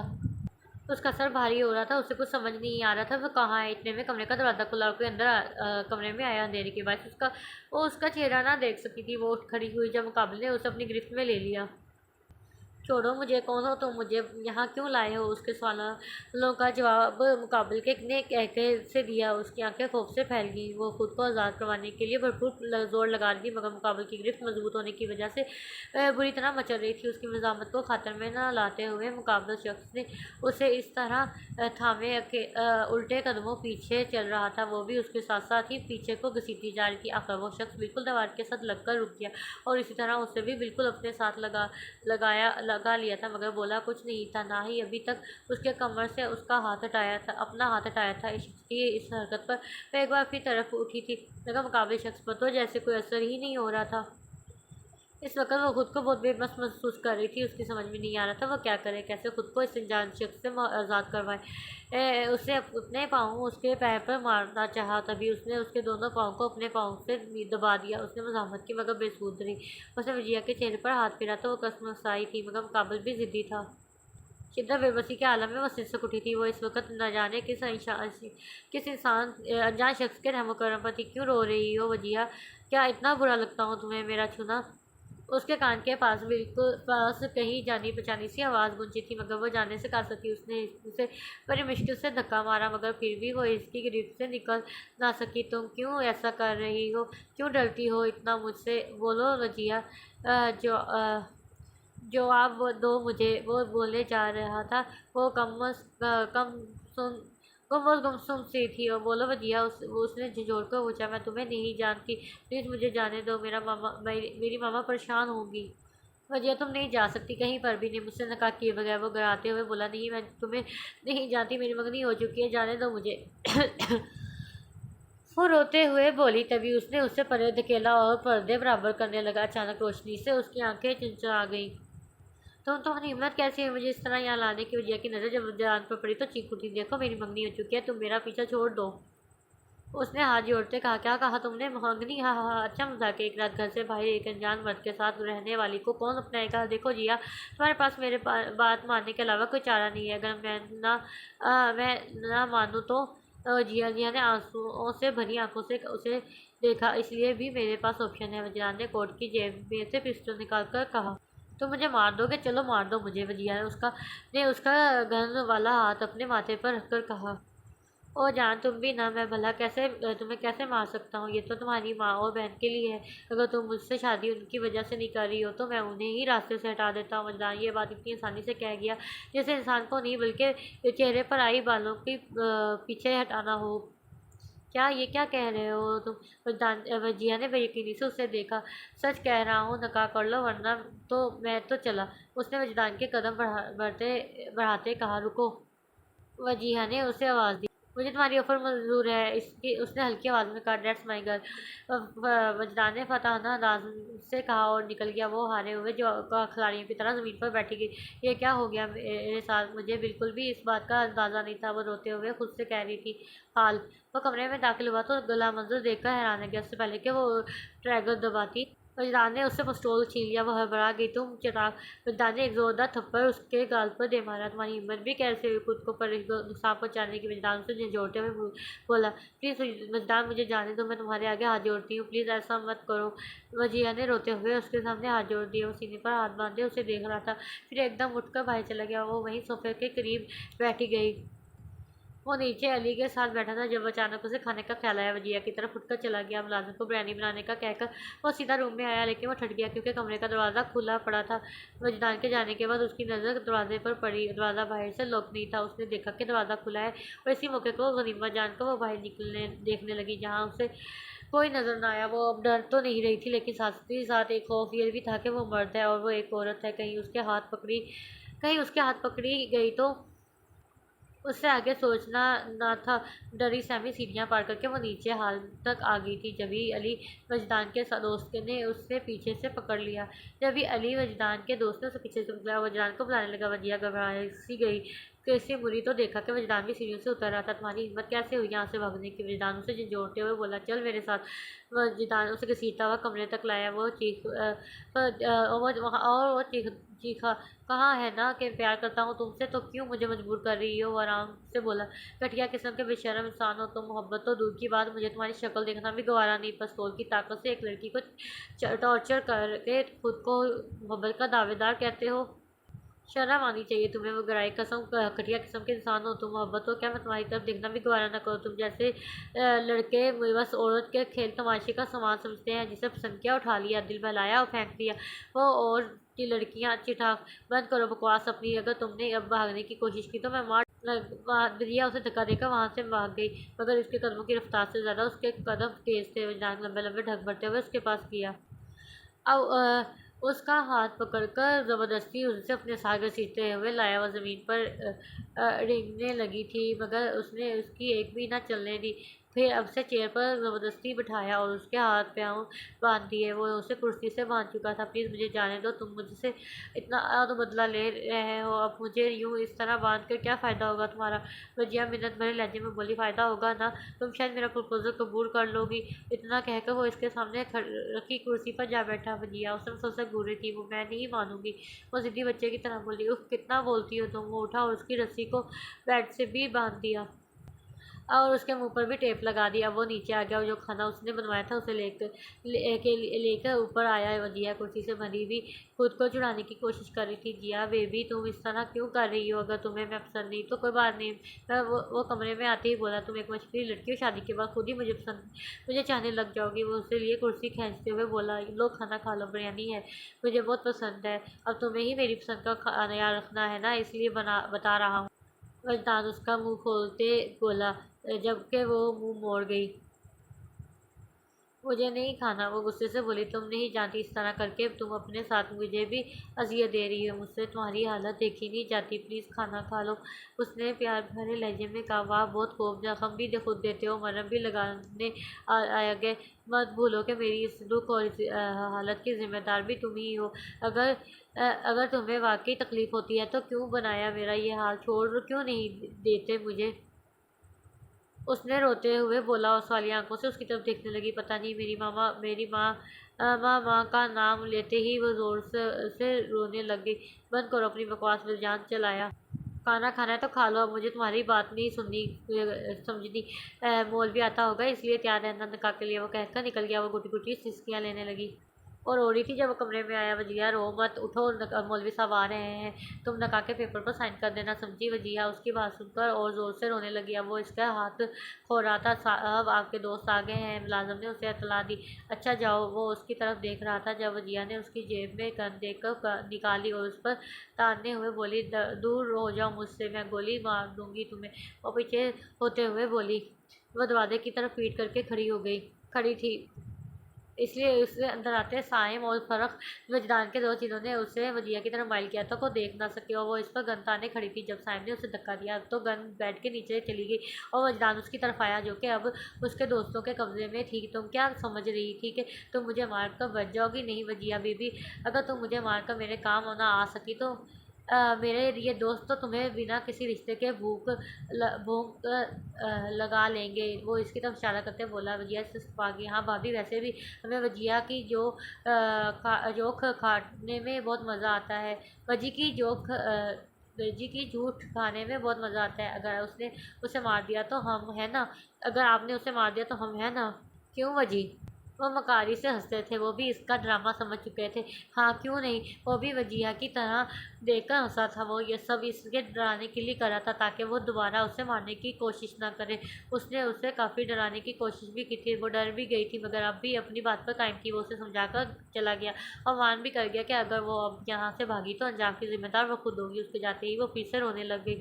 काश वो उस दिन मोबाइल ना लेती, काश उससे फ़ोन पर बात ही ना करती तो आज ये दिन देखने ना पड़ता। उसकी वहाँ उसके लिए कितनी परेशान होगी। उसकी बहन, उसकी फूफा, सभी लोगों को जवाब दे रहे होंगे।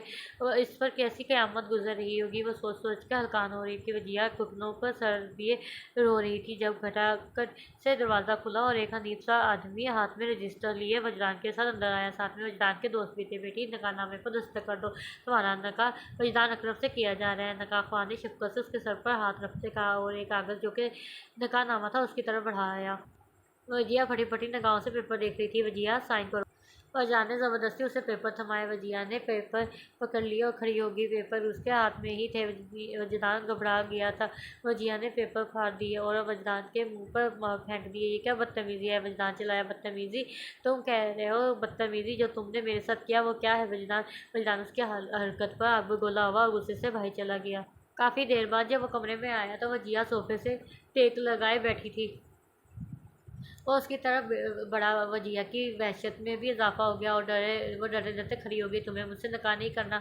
वो सुरख आंखों से उसे देखते हुए आगे बढ़ा। मुझे जाने दो, मेरी माँ मेरा इंतज़ार कर रही होगी। प्लीज़ वजदान, तुम मुझे छोड़ दो।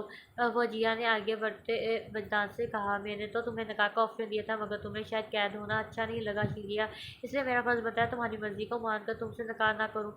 वो उसके बिल्कुल करीब आकर बोला।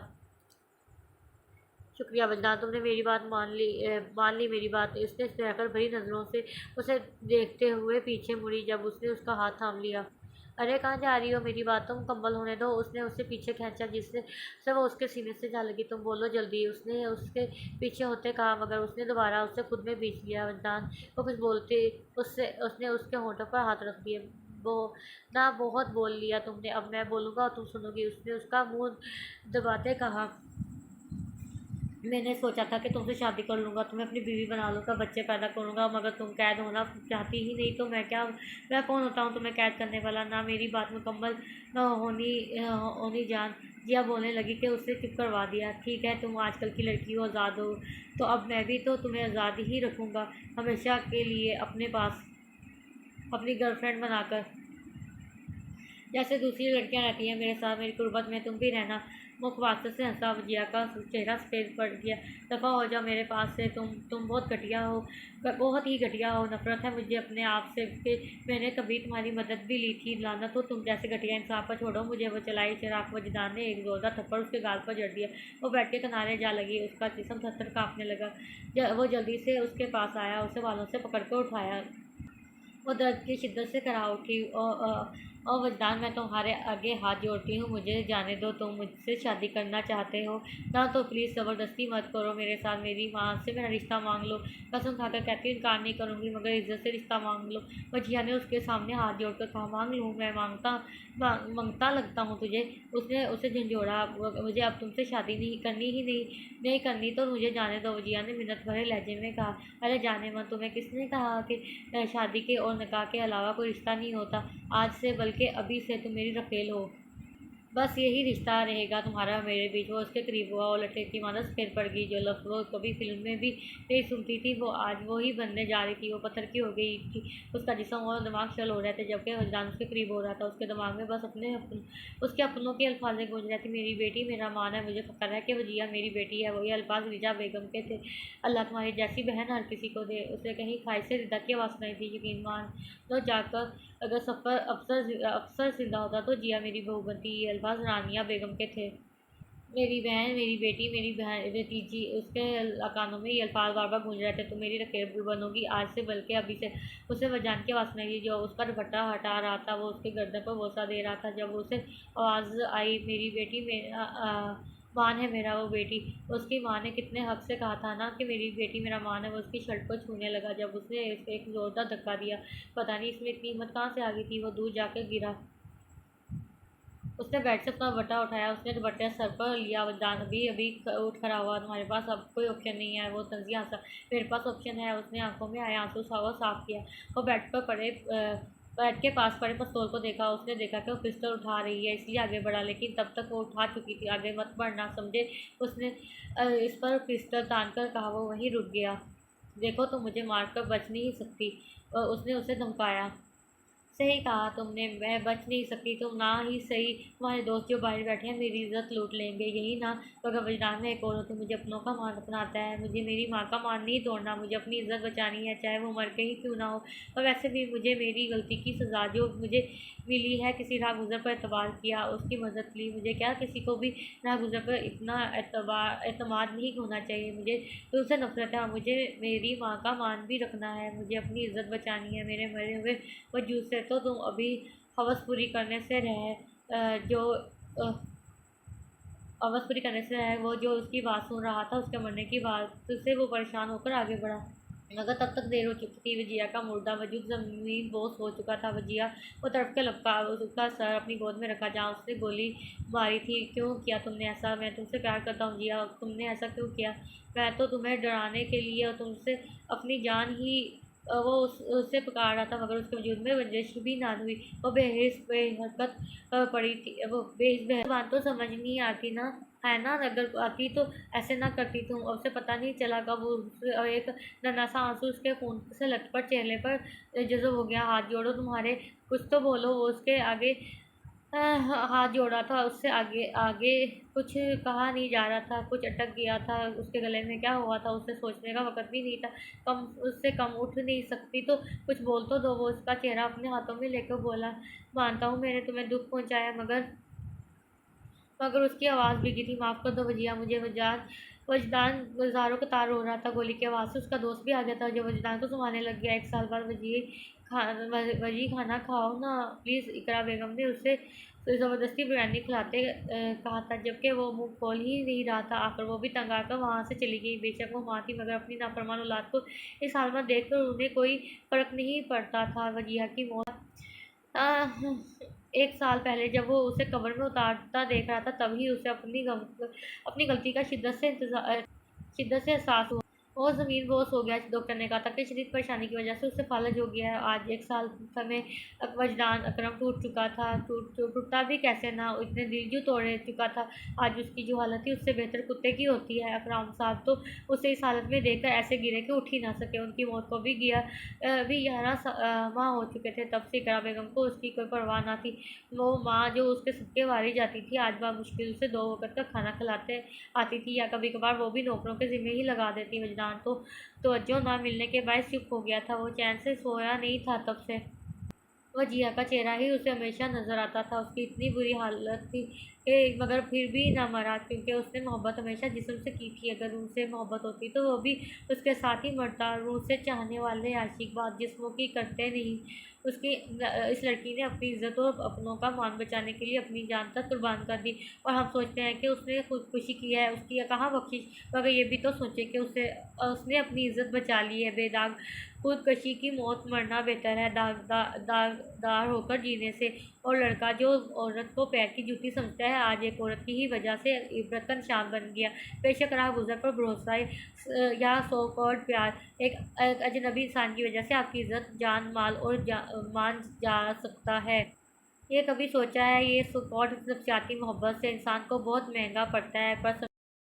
पर समझने की बात है, हमें समझना चाहिए। चिरागे महफिल बन, चिरागे राह गुजर ना बन। एक जुलेखा का इंतखाब कर, एक यूसुफ हर एक का यूसुफ ना बन। ख़त्म शुद। बहुत ही ज़बरदस्त कहानी थी। बहुत ही ज़बरदस्त नावल था। ऐसे ही होना चाहिए। चलो, इज़्ज़त का सौदा बिल्कुल भी नहीं करना चाहिए। बहुत ही अच्छी नावल है। अल्लाह पाक किसी को वजदान की तरह का भी ना बनाए, अल्लाह माफ़ करे। खैर, अब आप सबसे रिक्वेस्ट है कि बहुत ही अच्छा मेरे नावल पढ़े आप लोगों के लिए, और आप मेरे चैनल को सब्सक्राइब करें, बेल आइकन के बटन को प्रेस करें, ताकि मैं जो भी नावल अपलोड करूँ उसकी नोटिफिकेशन आपको मिल जाए। और वीडियो को लाइक करना तो बिल्कुल भी नहीं भूलना, ठीक है ना। जैसे खाना खाना नहीं भूलते ना, इसी तरह वीडियो को लाइक करना नहीं भूलना, ठीक है। और अब नेक्स्ट वीडियो में नेक्स्ट नावल के साथ मिलते हैं। तब तक के लिए अपना बहुत ख्याल रखें। अल्लाह हाफिज़।